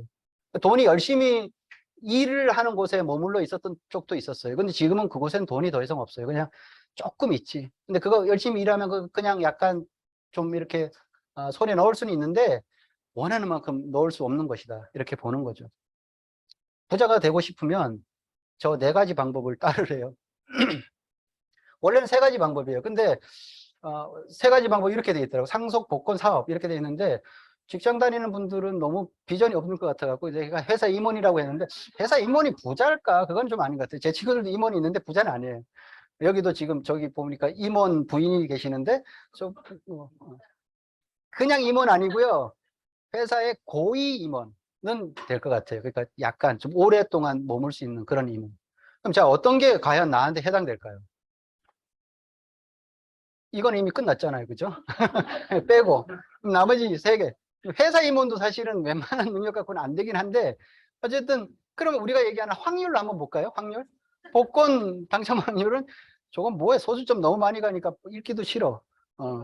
벼락을 맞고 일어나다가 다시 한번 연속으로 맞을 확률이라고 얘기를 하는데, 근데 로또 5등 당첨 확률도 2.2%밖에 안 된다는 건 너무 굉장히 작은 확률이죠. 근데 이거 되는 사람들 꽤 있던데요? 많죠. 그러니까 그 2.22% 확률. 그게 그렇게, 그러니까 2.2%도 가끔 일어나긴 하나 봐요. 사업에서 성공할 확률은 사업 분야가 너무 많고 사업의 범위도 다양하니까 통계적으로 이렇게 보면 5에서 한 10% 정도 봐요. 그러니까 10명 시작하면 1명 정도 성공하는 거. 1% 그러니까 뭐 10% 정도 된다고 보는 거죠. 회사 임원이 되는 거는요. 통계 자료가 나왔는데 1000명 중 7.4명이 된대요. 그 신입사원이 부장이나 임원에 승진할 비율인데 중소기업은 부장이 되는데 한 11% 정도 되고 대기업은 1.8%밖에. 대기업은 너무 짜네. 부장 되기도 저렇게 힘들어요. 전체적으로 평균으로 보면 2.4명 정도 되는 거고. 그래서 혹시 내 남편이 부장이다 그러면 대단한 분이에요. 그러니까 너무 이렇게 승진 못한다고 그렇게 구박하지 마시고 좀 잘해주세요. 임원이 되는 거는 정말 어려운 것 같아요. 중소기업도 5.6%밖에 안 되고 대기업은 0.47%밖에 안 되네요. 그래서 임원 전체 뭐 중소기업, 대기업 다 따져서 0.74%니까 0.7%. 그러니까 100명이 들어가면 7명 된다는 거죠. 근데 기간도 한 21년 평균적으로 걸립니다. 그러니까 확률도 떨어지고 기간도 너무 오래 걸리고. 그러면 여기서 내가 진짜 좀 부자가 되고 싶다면 뭘 해야 되냐? 딱 나오죠.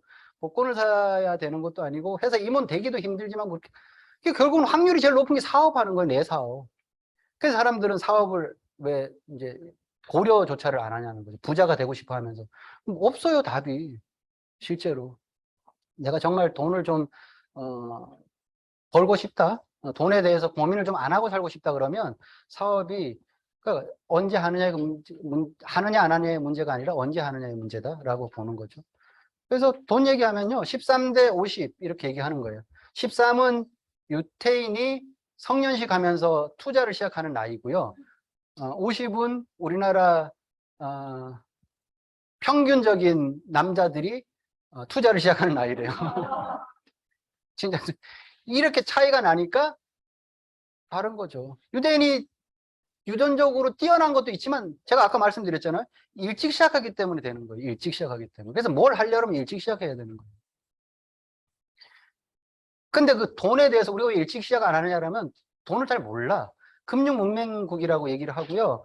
그래서 뭐 금융 이해력 너무 떨어진다 그러고 열심히 사는데도 잘 안 되는 거는 금융문맹 때문이다. 이렇게 얘기를 하는 거죠. 그러니까 내가 지금이라도 뭔가를 이제 안다. 그러면 빨리 지금 스타트를 끊어야 되는 거죠. 그래서 돈을 일단 좀 먼저 이해를 좀 해야 되는데요. 돈은 이런 거예요. 여기 이제 1,000원짜리부터 5만 원짜리까지 있어요.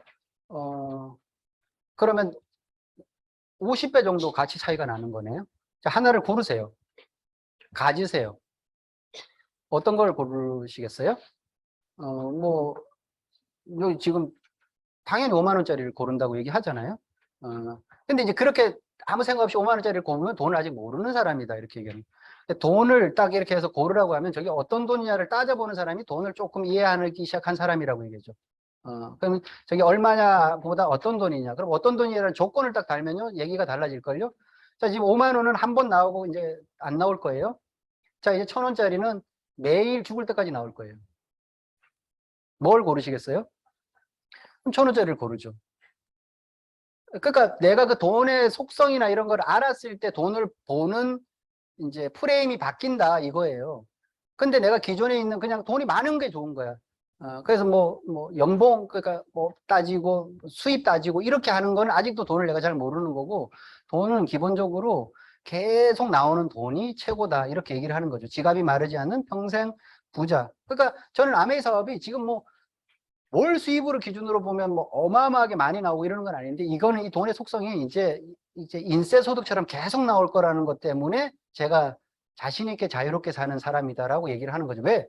지갑이 마르지 않으니까 평생 계속 나오니까 쓰면 또 다음 달에 또 나오고 또 쓰면 다음 달에 또 나오고 그런다는 거죠. 그래서 그러면 돈에 대한 접근 방식 기본 내가 돈을 버는 어떤 그 프레임을 바꿔야 된다는 거죠. 예를 하나 들어드리면요. 저게 워싱턴 탑인데요. 미국 워싱턴에서 아마 저게 제일 높은 걸로 알고 있어요. 저거보다 높게는 뭐 못 짓는 걸로 돼 있다. 뭐 지금 바뀌었나 모르겠어요. 근데 저게 우리나라 조선시대에 저렇게 169m짜리를 지었으니까 좀 대단한 나라는 대단한 나라죠. 근데 더 높은 게 320m짜리가 나왔어요. 세계에서 제일 높은 게. 딱 기간으로 보면 4년 차이. 그럼 4년 만에 어떻게 2배가 됐냐 이거죠. 저렇게 오벨리스크 방식이라고 그러냐. 밑에서부터 계속 쌓아서 올라가는 걸로는 거의 한계의 높이래요, 저게. 아니면 밑을 정말 넓게 해야 되는데 너무 넓으니까 그것도 한계가 있는 거고. 그러니까 올라가는 게 거의 한계가 온 게 저 정도 높이라고 하는데,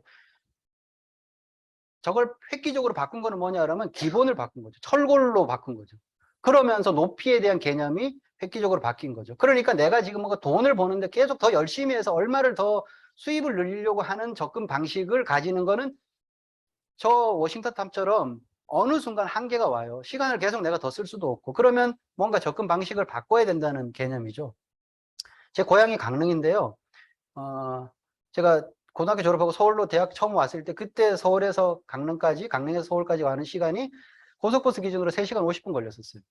엄청 오래 걸렸죠. 근데 영동고속도로가 뭐 편도로 꼬불꼬불 이렇게 돼 있었을 때, 그러다가 2시간 30분 정도 지금 걸려요. 고속도로가 쫙 펴지면서. 그리고 4차선이 되고 그렇게 되면서.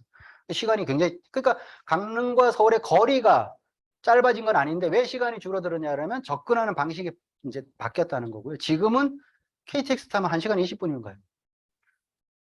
그럼 거의 절반 정도 시간이. 그러니까 거리는 그대로인데, 그러니까 내가 원하는 게 그대로인데 뭔가 접근 방식을 바꿈으로 해서 이게 해결이 된다, 달라진다는 거죠. 그러니까 지금 있는 노력을 더해서 뭔가를 바꾸려고 하는 거는 워싱턴 탑처럼 한계가 오면 안 늘어요. 그러니까 그거를 바꿔보려고 노력해야 된다. 그래서 수입에 대한 부분을 내가 한 번쯤 되돌아봐야 되는 거예요. 내 수입은 지금 어떻게 되냐, 대개의 경우.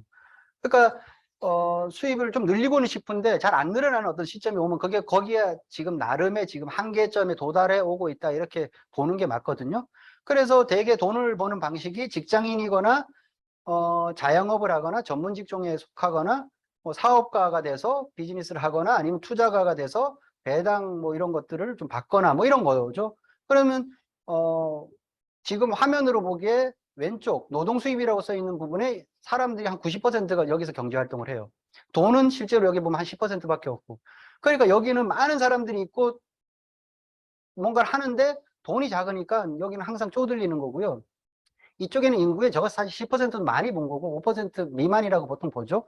진짜 비즈니스와 투자하는 사람들은. 근데 어쨌든 10%라고 봐도 돈은 여기에 더 많아요. 90%. 그러니까 이쪽은 항상 여유가 있는 거죠.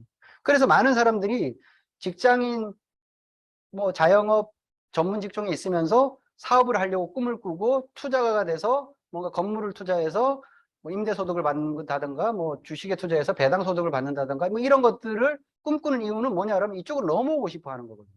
그래서 뭔가 넘어올 수도 있을 것 같아. 현실은 이렇게 되는 거예요. 이게 너무 멀어요. 그래서 이게 사실 여기서 인구의 90%에서 이쪽으로 넘어올 확률이 너무 낮아. 아까 제가 그 확률로 보여드렸던 것보다 정말 더 낮은 확률로 이렇게 넘어온다는 거죠. 그러니까 내가 지금 기본 돈을 접근하는 방식을 뭔가 좀 바꿔야 되는 게 아닌가, 이런 생각을 우리가 해볼 필요가 있다는 거고요. 그래서 그 돈을 접근하는 전략이라고 보면 자산소득이 이제 필수인 시대에 왔다는 거죠. 자산소득은 좀 표현이 그렇지만 깔고 가야 되는 거예요. 그게 자산소득이 없이 계속 뭔가 노동소득, 근로소득으로만 그걸 계속 내가 필요한 수입을 다 채운다. 이거는 그렇게 할 수도, 계속 할 수도 없거니와 그렇게 하는 거는 늘어나는데 분명히 제한이 걸린다는 거죠. 그래서 자산, 뭐 인세, 권리, 소득이라고도 하는데, 뭐 예전에는 전통적인 자산은 이런 거였어요. 뭐 금융자산, 그다음에 뭐 이렇게 건물, 그다음에 뭐 여러 가지 이런 것들을 통해서 우리가 정통적으로 알고 있는 뭐 건물 하나 갖고 있으면 자산이죠. 주식 많이 가지고 배당 소득 받거나 뭐 채권에 투자하거나, 그래서 아니면 돈이 너무 많아서 은행에 넣어놓고 그냥 작지만 이자 소득 이렇게 받는 것도 뭐 다 뭐 소득이었고. 근데 이제 자산이 저기서 머물지 않고 이렇게 자꾸 변해가는 거죠. 뭐 이런 여러 가지 창작물에 대한 권리, 이런 것들이 늘어나면서 자산이 바뀌는 거죠. 그래서 저런 자산에 또 뭐 집중하는 사람들, 저걸 통해서 돈을 많이 버는 사람들도 실제 생기고, 평범한 사람들도 이런 걸 통해 갖고 뭐 자산을 만들어요. 거기에 바탕이 되는 거는 사람이라는 거죠. 이런 사람들이 모였을 때 그게 나한테 자산이 된다. 저기 뭐 유튜브 구독자 수나 뭐 인스타의 팔로워나 블로거의 뭐 거기 뭐 구독자나 다 마찬가지예요. 이런 사람들은 다 그냥 사람들이에요. 사람이 없으면 가치가 없어지는 거고, 사람이 있으면 가치가 늘어나는 거고. 사람이 있으면서 가치가 늘어나는 건 뭐 통신사들도 마찬가지. 카드사들도 그냥 뭐 또 물건을 잘 만들거나 이런 건 아니에요. 그냥 가입자들만 가지고. 그 중에 하나가 이제 이거 뭐 네이버, 카카오 이런 것도 있지만 아메이도 그런 것 중에 하나라는 거죠. 그래서 아메이가 이렇게 회원들이 많이 좀 100만 명이 넘는 한 150만 명이 되는 아메이 회원들이 자산인 거죠. 그러니까 그 구독자 수를 가지고 있는 것과 마찬가지 개념. 그럼 개인적으로 저도 제가 아메이 뭐 소비자, 사업자, 회원들을 이제 연결이 돼 있으니까 그 연결돼 있는 회원들이 수천 명은 되니까 회원들이 저에게는 자산이 되는 거죠. 그래서 계속 자산 소득이 필수니까 나이에 맞춰서 자산 소득을 늘려가는 이 어떤 스케줄링을 해야 된다는 거죠. 뭐 그러니까 나이에 맞게 이렇게 한다는 거. 20대에서는 수입의 20%가 자산 소득이 나야 된대요. 그래야 50세가 되면 50% 정도가 자산 소득인 거예요. 내 전체 소득 중에. 그렇게 되면 균형이 맞는 거죠. 근데 이렇게 해가나기가 이건 만만한 일이 아니니까. 그래서 요즘 젊은 세대들은 저런 거 되게 고민해서 젊었을 때부터 뭔가 저런 걸 만들기 위해서 뭐 투자 소득 이런 걸 위해서 공부 많이 하고 투자를 하죠. 그래서 저대로 30대 때 내 전체 수입의 한 30%가 자산 소득으로 나온다. 그러면 아주 지금 잘 가고 있다. 그런 것들을 나름, 요건 그냥 여러 가지 경제 관련되는, 뭐, 책 같은 거 읽어보면 나오는 얘기들이니까 좀 참고해 볼 만한 얘기인 것 같아요. 그래서 내 소득의, 분류를 이렇게 해서 자산소득이 몇 %냐. 50대인데도 자산소득이 거의 없어. 그러면 지금 사실 굉장히 심각한 거거든요. 앞으로. 그러니까 그런 거죠. 근데 이제 이 경제 이런 것들은 만만치 않고, 뭐, 스태그플레이션, 하이퍼플레이션. 그러니까 사실 자본주의에서 가장 안 좋은 신호로가 하는 게 저 스태그플레이션이거든요. 그러니까 불황이라고 하는 스태그네이션과 물가가 높다는 인플레이션이 같이 오는 거예요. 그러니까 경기는 안 좋은데 물가가 높아. 못 살겠는 거지 뭐. 지금 그 조짐이 여러 군데도 보이고 실제로 이제 지금 스태그플레이션 시대라고도 보는 거고 그게 더 심해지면 하이퍼플레이션이라고 하는데 이거는 뭐 이미 나와 있는 것들이니까 앞으로 어떻게 될 것인가를 보면요 더 암울해진다는 거죠. 자 여기 보면 초기에는 경제활동이 촉진되고 뭐 그 돈이 많이 풀려요. 완화 정책이니까. 그래서 여기 피크로 왔을 때는 뭐냐 그러면 고용이 빡빡 거의 이제 꽉 차고요. 기업 이인이 거의 피크에 올 때는 이제 여기 뭔가 불균형이 생기기 시작하고 물가 상승률이 목표치에 접근을 해요. 이걸 지나서 지금 실제로 세계 경기는 이렇게 내려오고 있는 거죠. 원래 저기 신흥국 모델이고 요게 선진국 모델인데 지금 실질적으로 세계 모델은 여기 가고 있어요. 기업 이익이 지금 위축이 되고 있죠. 여러 가지 이유 때문에. 그 다음에 긴축 정책이죠. 금리를 올린다는 거는 대표적인 지금 긴축 정책이고 불균형이 지금 확대가 되고 있고 이거 물가 상승률의 목표치가 계속 지금 올라가고 있고 지금 이 단계라는 거죠. 그럼 그 다음 단계는 어디 오냐라면 경기 침체로 가는 거는 불을 보듯 뻔한 지금 수순이에요. 그래서 미국에서 지금 금리를 계속 올리는 것 때문에 세계가 지금 정신을 못 차리고 휘둘리는데 그럼 이게 지금 언제까지 올릴 거냐? 미국 연준도 그걸 장담을 못 하니까 더 답답한 거예요. 왜 그러냐면 물가 상승, 소비자 물가 지수가 지금 8%, 9% 정점을 찍고 더 이상 안 올라가는 것과 다행이긴 한데 그게 2%까지 내려올 때까지 계속 금리를 올리겠다는 거죠. 무슨 희생을 감수하고라도. 그러면 그걸 앞으로 더 올릴 수 있다. 그럼 이미 우리나라하고 미국하고 금리가 역전이 됐잖아요. 그 미국 돈이 더 가치가 있다는 거고 말하자면 금리라는 거는 돈의 값이잖아요. 그 돈의 값이 올라갔다는 거는 돈을 가지고 있는 게 훨씬 유리하다 이런 거죠. 그 돈이 값이 떨어지면 돈을 갖고 있는 것보다 실물을 갖고 있는 게 유리한 거고 뭐 당연한 경제적인 구조니까. 그래서 돈이 많이 풀려서 돈의 가치가 금리가 떨어지면 돈을 갖고 있는 것보다 부동산이나 주식을 갖고 있는 게 나으니까 돈이 그쪽으로 가는 거고 돈의 가치가 올라가면 야 이걸 갖고 있는 것보다 돈의 현금을 갖고 있는 게 돈값이 더 올라가니까 이자가 더 지금 많이 나오는 거죠. 지금 실질적으로 좋은 금융상품의 이자율은 임대 수익보다 더 올라갔어요. 그러니까 건물 가지고 뭐 임대료가 잘 주네 안 주니 뭐 건물 관리하고 골치 썩지 말고 그냥 실제로 좋은 금융상품에 넣어놓고 이자 받는 게 훨씬 속 편하거든요 지금. 돈이 값이 그렇게 많이 올라갔다는 거고 돈의 값이 올라가는 상태가 지금 계속 유지가 되면 돈은 점점 없어지는 거죠. 그러면 내가 쓸 돈도 없어지는 거예요. 시중에 돈이 안 도니까. 그러면 경기 침체로 가는 거는 이거는 기정사실인데 내년 정도까지 경기 침체가 가고 좀 나아지지 않겠냐고 봤는데 이게 문제가 뭐냐 그러면 금리가 계속 올리는데도 물가가 제대로 원하는 만큼 안 잡혀. 금리를 더 올려야 된다는 거예요. 그러니까 이건 잘 보세요. 올라가는 만큼 경기 침체는 길게 가는 거예요. 당연한 얘기잖아요. 금리가 올라가는 만큼 경기 침체는 그 기간만큼 더, 그 다음에 올라오면 내리겠죠. 여기 이쪽으로 다시 올라가고 완화를 할 때 금리가 내려오면서 돈이 풀리겠죠. 근데 올라간 만큼 내려오는 속도가 느리잖아요. 그럼 내려오는 속도만큼 경기 침체 기간이 길어진다는 거니까 그거를 각오해야 되니까 진짜 위기는 오지도 않았다 이렇게 얘기를 하는 거예요. 그래서 리세션 얘기하는 거죠. 꼬라박는다는 거예요. 예전에는 연착륙 기대했는데 연준 의장도 그래요. 예전에는 뭐 그래서 이렇게 하면 약간의 희생을 최소화하면서, 그런데 지금은 희생을 감수하고라도, 이건 뭐냐 그러면 연착륙 소프트 랜딩이 아니라 확 꼬라박을 수도 있다는 거죠. 그래서 그럼 기업들은 다 알아요. 역대급 위기가 온다고 들어서 올 들어 현금 114조를 쌓는 기업들, 기업들은 이제 그거를 다 알고 대비하고 있는 거죠. 현금을 이제 들고 있어야 되니까. 근데 개인은, 기업들은 이렇게 준비하고 있는데 개인은 그런 것에 대해서 혹시 준비를 하고 있냐 물어보면 준비하고 있는 개인들이 별로 없잖아요. 그래서 그냥 뭐 어떻게 되겠지. 내가 되게 좀 재미있는 거 하나 봤는데요. 이게 그냥 진짜 유언이 아니고 남자들이 이렇게 죽기 전에 했던 말 중에, 많은 말 중에 괜찮아 안 죽어. 오토바이 뒤에 지금 타고 가는 거야. 그거 좀 위험하지 않냐? 이러면 아예 안 죽어. 이러다가 떨어져 죽었다는 얘기예요. 뭐 죽기보다 더 하겠냐? 뭐 설마 죽겠냐? 뭐 이러면서. 그러니까 지금 보통의 사람들이 이 위기를 대하는 마인드하고 비슷한 거예요. 뭐, 아유, 설마 뭐 그렇게 되겠어? 어떻게 되겠지? 뭐 죽기만 하겠냐? 뭐 이런 얘기를 하는 거예요. 남자들이 저러다가 뭐 나중에는 진짜 뭐 저렇게 된대요. 어쨌든 근데 개인적으로 준비를 지금 해야 되는 때다라고 보는 거고요. 자, 그래서 돈에 대한 전략은 그럼 어떻게 해야 되냐? 두 번째는 수입원을 좀 다양해야 된다는 거죠. 그래서 직장인들 10명 중 7명도 한 가지 일만 지금 하지 않는다는 거예요. 투잡을 한다는 거고요. 인기 있는 직종이 뭐 서비스, 재택, 뭐 O2O, 저게 요즘 좀 뜨고 있는 건 온라인 투 오프라인 뭐 이런 건데요. 아메이가 저거 사실 O2O 모델을 하고도 비슷하기도 하죠.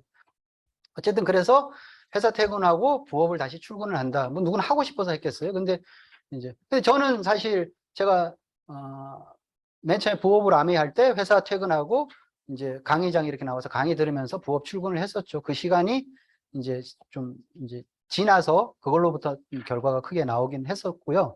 수입원을 좀 다양화해야 되고, 그거는 하나의 트렌드예요. 추세. 엔잡러, 뭐 머니러시. 그래서 돈이 되는 거면 뭐든지 다 해. 지금 그 옛날에는 뭘 제대로 돈 될 만한 걸 제대로 찾아갖고 그걸 이렇게 하는 어떤 패턴이었다고 하면, 이건 지금은 여기서 뭐 5만 원 벌고 여기서 3만 원 벌고 여기서 뭐 얼마 돈 되는 건 뭐든지 다, 그래서 뭐 리셀도 하고 뭐도 하고 뭐 이렇게 하면서 뭔가 계속 그 돈을 버는 것들을 다양화시키는 거예요. 그런 노력들을 하는 거예요. 한 곳에서 그렇게 돈이 왕창 잘 안 나오니까 여러 곳을 포트폴리오를 짜듯이 그렇게 해갖고 다양한 곳에서 돈을 이제 번다, 이런 의미고요. 그래서 미국에 골드러시가 있었다고 하면 지금은 이제 한국은 머니러시. 우리나라 한때 이제 자격증 러시 시대가 있었잖아요. 그 우리나라 사람들은 뭔가 또 부지런하니까, 그래 이때 그냥 뭐 자격증이라도 하나 따야지, 미래에 이거 갖고 뭐 뭔가 되겠지. 자격증 엄청 땄는데 결국은 결과적으로 보니까 저거는 자격증 하는 교재 만드는 책 출판사하고 학원만 돈 벌게 해준 일이더라. 이렇게 이제 결론이 났어요. 우리나라의 자격증 숫자가 전 국민이 가지고 있는 신용카드 숫자하고 똑같다는 거 아세요? 비슷하다는 거? 그만큼 많다는 거예요. 그럼 그거 갖고 어디 가서 먹겠어요? 주변에서 혹시 자격증 가지고 뭐 이렇게 이제 잘 활용하고 있는 분, 딴 사람은 많은데, 제 주변에도 딴 사람 많아요. 저만큼 있는 사람도 있는데 그걸 갖고 제대로 활용하는 사람은 없어요. 왜? 신용카드 숫자만큼 있다니까요. 그래서 요즘 이제 그런 엔잡의 트렌드를 이렇게 보면 돈 버는 일은 제가 뭐든지 하는데 머니러시예요. 이것도 하고 저것, 한 가지만 하는 거 아니라니까. 이것도 하고 저것도 하고 다양한 걸 해요. 그래서 한때 뭐 공모주 열풍 불어갖고 뭐 몇 주 받았냐 뭐 이렇게 막 하고 뭐 그런 때도 있었고, 퇴근하고 뭐 말하자면 배달 알바 같은 것도 하고, 내가 곡은 못 쓰지만 곡의 그 저작권을 일부 사서 거기에서 또 뭐 얼마도 받고 다양한 돈벌거리들이 나오는 거예요. 뭐 리셀 통해서 사갖고 그걸 다시 팔면서 조금씩 좀 이게 뭐 돈을 벌기도 하고 다양한 시도들을 해요. 그 중에 하나가 뭐냐라면 그게 네트워크 마케팅이에요. 그러니까 이걸 잘 한번 보셔야 돼요. 그러니까 네트워크 마케팅이 저렇게 돈벌거리 중에 하나 뭐 정말 그렇게 사업성이 있냐? 그럼 이제부터 알아보시면 돼요. 많은 사람들이 비전을 가지고 하는 저 뒤에 있는 또 어떤 그 일보다 머니러시 하는 일보다 네트워크 마케팅이 비전이 있어요. 근데 왜 사람들은 네트워크 마케팅에 대해서 아직도 그렇게 뭔가 이렇게 그 흔쾌히 호감을 가지지 않을까요? 뒤에 보는 영상 보면 약간 그 느낌을 좀 알 수가 있어요. 한번 보세요.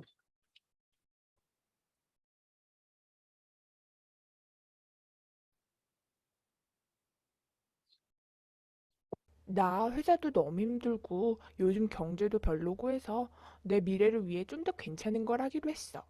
뭐 할 건데? 네트워크 마케팅 하려고. 그게 뭐야? 어떤 회사의 제품이 있을 거 아니야? 그걸 내가 먼저 써보고 소비자나 사업자들한테 소개하고 그걸 소비하는 그룹을 구축하는 사업이야. 야, 그거 피라미드 아니야? 피라미드가 뭔데? 그 외에 제일 위에 있는 사람들이 돈 많이 버는 거 있잖아. 아, 니네 회사에서처럼? 거기서 돈 벌려면 너무 늦은 거 아니야? 정말 좋은 네트워크 마케팅 회사에서는 내가 정말 열심히 일을 하면 먼저 한 사람보다 돈을 더 벌 수 있어. 그래서 피라미드가 아니라고? 어, 그걸 네가 어떻게 알아? 피라미드 회사는 제품이나 서비스가 유통되는 게 아니라 단지 사람을 모집하면 돈을 주는 회사고, 그래, 그거 피라미드야. 제대로 된 네트워크 마케팅 회사는 제품이 사용되어지면 돈을 주는 회사라는 차이가 있지. 그래도 피라미드잖아. 어때서? 조직을 그리면 어쨌든 피라미드잖아. 그게 무슨 관계가 있는데? 아니, 난 그냥 피라미드처럼 보여서. 네가 지금 일하는 회사 조직도를 그려봐. 어떤 모양이야? 피라미드. 그치? 네가 지금 다니는 교회 조직을 그려봐봐. 어떤 모양이야? 피라미드. 또 걸스카우트 조직을 한번 그려봐. 어떤 모양이야? 피라미드. 이제 무슨 말인지 알겠어? 알아. 나는 피라미드가 그렇게 많은지 몰랐어. 그런데 너 진짜 피라미드 회사에서 돈 벌 수 있다고 생각하는 거야? 미국 노동성과 직접 판매협회 통계를 보면 말이야. 똑같은 시간과 노력을 가지고 일을 할 때 네트워크 마케팅에서는 지겨운 일반 직업보다 평균 5배 돈을 더 벌 수 있대. 맞아. 나도 내 일이 너무 지겨워. 그래서 맨날 일 끝나고 로또 사고 있잖아. 인생 역전.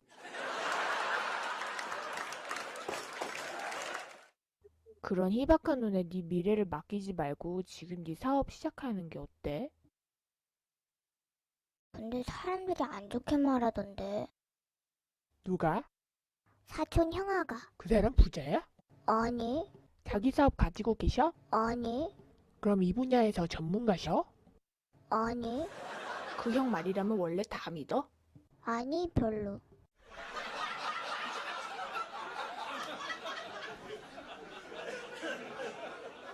근데 어떤 사람들은 돈이 안 된다고 하던데.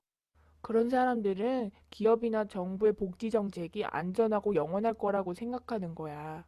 그게 아닌데도. 좀 믿을 만한 전문가들은 뭐라 그래? 너 로버트 기요사키라고 전 세계에서 가장 많이 팔린 경제책 쓴 사람 알아? 아니, 그 사람이 평범한 사람이 부자가 되려면 네트워크 마케팅을 하라고 하더라고. 너 도널드 트럼프는 아니? 알아. 그래, 그도 네트워크 마케팅 회사에 투자했어. 또 세계 최고의 투자자인 워렌 버핏이란 사람 알아? 아니, 이게 자신이 한 최고의 투자라고 그러더라고. 그래서 넌 그 사람들이 우리 형아보다는 전문가라는 거지? 어,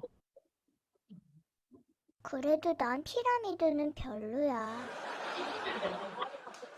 뭐야, 지금까지 내가 한 얘기 이해 못한 거야? 아니야, 이해해. 근데 아직 피라미드 같아. 아니, 왜?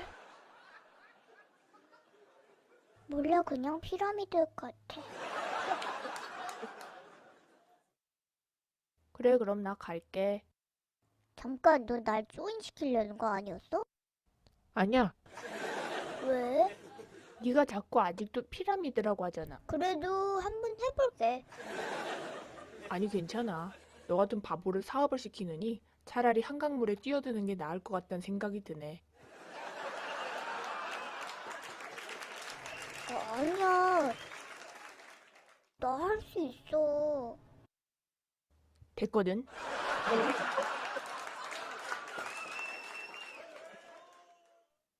주변에서 나한테 됐거든 이런 얘기 들으면 끝인 거예요. 그러니까 그 전에 이게 팩트를 몰라서가 아니라 사람들이 팩트와 아직 감정적인 것에 대한 이 괴리감 속에서 나타나는 반응이라고 보시면 돼요. 그러니까 지금은 이런 정도 반응까지 왔죠. 조금 지나면 이제 여기서 좀 발전을 하겠죠. 그래서 뭐 가능한 일인지 확인해보고 시작하는 것과 일단 시작해보고 가능한지를 판단하는 것은 하늘과 땅 차이 같은 결과를 낸다는 거죠. 그래서 실제로 해보면 해볼 만한 일이 대부분이에요.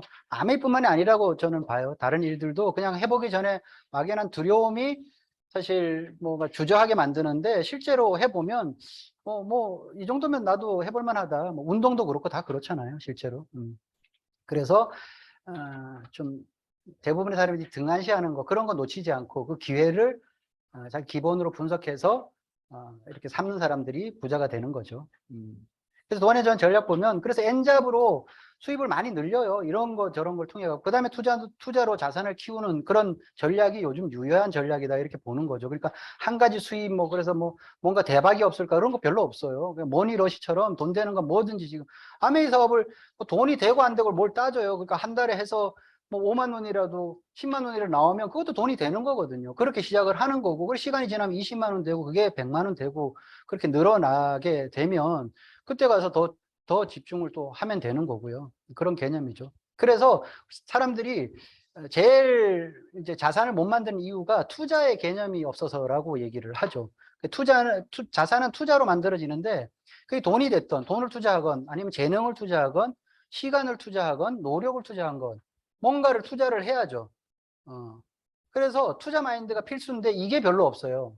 평범한 사람들. 왜? 투자를 해본 적이 없고 투자를 가르쳐 준 곳이 없고 투자를 하면서 돈을 버는 사례를 우리 집안에서 별로 본 적이 없거든요. 대개의 경우 주변에서 별로 본 적이 없고 혹시라도 그런 거를 통해서 돈을 버는 걸 본 사람이 있으면 그걸 좀 따라서라도 하는데 이 투자 마인드가 없는 게 당연한 거예요. 본 적이 없으니까 공부한 적이 없으니까.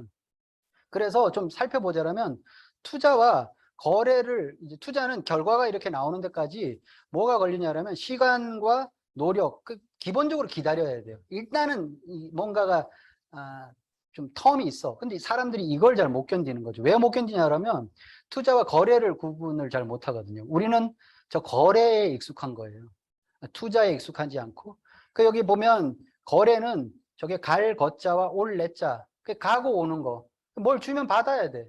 투자는 저기 던질 투자에 뭐 투자 자자니까 던진다는 건 손에서 놓는다는 거거든요. 이거 손에서 잘 못 놔요, 사람들이. 뭘 투자를 해보라 그러면 돈이 됐든 뭐가 됐든 이걸 흔쾌히 딱 그 투자 마인드가 없으면 못 놓는다니까요. 없어질까봐. 내 손에서 놓는 순간 날아갈까봐. 내가 노력을 했는데 뭔가 안 돌아오는 듯한 느낌이 들면 그걸 못 견디는 것과 똑같은 거예요. 그래서 투자는 뭐 자기 개발 같은 것도 오늘 내가 이런 데 강의 한번 듣는다고 해서 뭐 사람이 갑자기 막 다른 사람이 되거나 또 운동을 한다고 해서 갑자기 몸짱이 되거나 이러진 않죠. 거래는 바로바로 구매 뭐 하고 이럴 때 쇼핑하고 당근에서 거래할 때 당근 나갔는데 돈 나중에 줄게 그러면 물건 줘요? 안 주잖아요. 그러니까 그거는 주고받고 이런 것들이 우리 일상에서 일어나는 일이다 보니까 뭘 줬는데 안 온다는 느낌을 사람들이 못 견디는 거죠. 왜?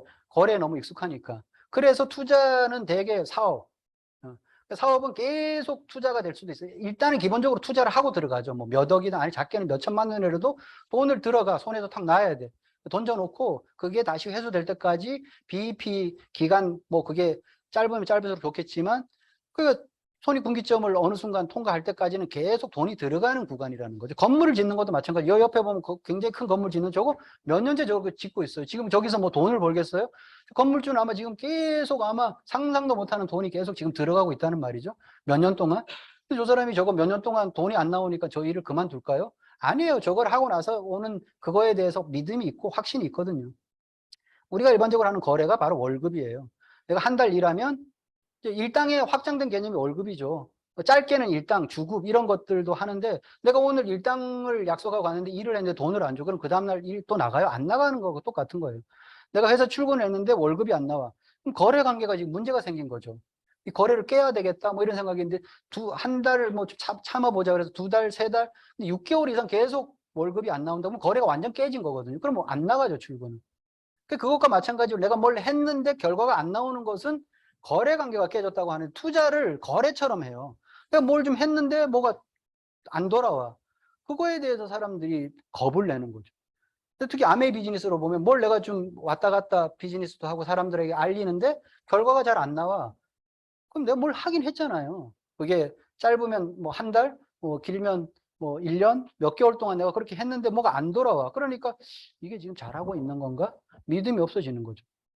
그거는 투자를 해본 경험이 없어서 그러는 거예요. 투자 마인드가 없어서. 거래에 익숙하다 보니까 그러니까 그게 좀 익숙해져야지. 그래서 그 결과로 뭐냐라면 아메이 사업을 오래 하면 그걸 통해 갖고 자산이 형성이 되잖아요.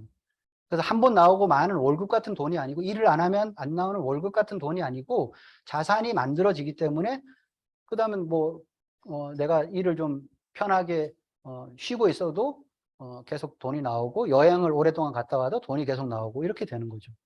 그거에 대한 마인드를 빨리 바꾸셔야 되는데 아메이 사업은 철저하게 자산을 만드는 투자 비즈니스예요. 돈을 넣는 건 아니지만 내 시간과 노력을 투자하는 투자 비즈니스인데 그거를 내가 익숙하지 못하니까 돈이 안 되는 것 같아. 나 뭐 얼마 했는데요. 겨우 이거 나와요. 이렇게 하는 거죠. 여기 옆에 건물주한테 가서 물어보세요. 지금 저 돈 얼마 들어갔는지. 하나도 못 벌고 계속 지금 저러고 있는 거라는 거죠. 그런데 시간을 또 못 견디는 거죠. 사람들이.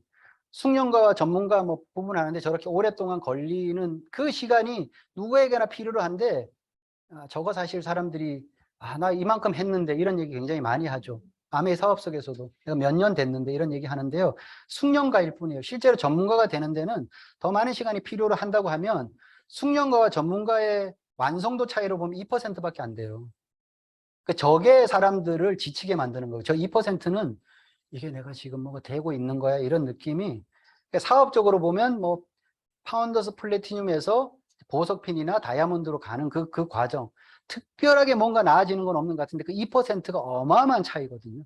그거를 내가 모르니까 내가 우리 스폰서보다 더 잘하는 것 같은데, 강의도 더 잘하고 뭐 데모도 더 잘하고 나 요리도 더 잘하는 것 같은데 나는 왜 이렇게 잘 성장을 안 하지? 뭔가 지금 부족한 거예요. 그게 그 전문가적인 그 프로페셔널한 그 능력이 좀 달라요. 그 다음에 이제 노력, 당연히 견딜 수 있는 힘이에요. 신념이 있어야 되겠죠. 믿어야 되는 거죠. 내가 성공할 수 있다는 것에 대해 믿고, 뭐 회사를 믿는 건 이제 뭐 더 이상 강조 안 해도 뭐 이미 그거는 확정이 뭐 거의 뭐 모든 사람에게서 이미 증명이 됐고, 그 다음에 결국은 가장 의심이 되는 게 내가 성공할 수 있을까? 뭐 이런 거죠. 그 다음에 이제 성장할 수 있는 힘, 이제 신념과 실력을 내가 계속 키우면 되는 거죠.